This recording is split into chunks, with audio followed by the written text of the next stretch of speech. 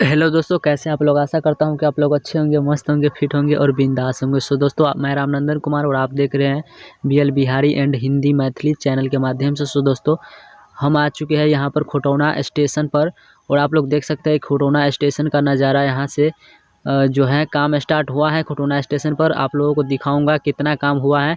सो आप लोग वीडियो में बने रहिएगा। तो चलिए दिखाते हैं।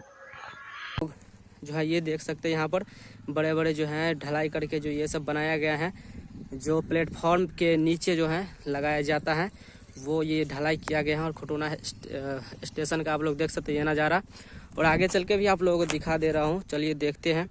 और आप लोग देख सकते हैं वहाँ पर जो है काम कर रहे हैं मजदूर लोग। और स्टेशन घर कैसे बना है, स्टेशन घर बना है कि नहीं बना है, चलिए आप लोगों को इस वीडियो में दिखाते हैं। तो वीडियो में जुड़े रहिए।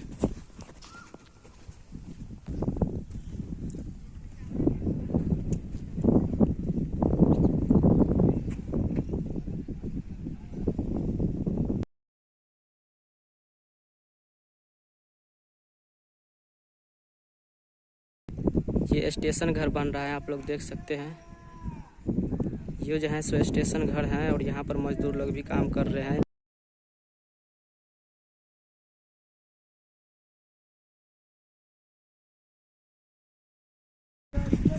और यहाँ प्लेटफॉर्म लगाया जाएगा और चारों तरफ यहाँ पर देख सकते हैं मिट्टी ही मिट्टी भरा गया है।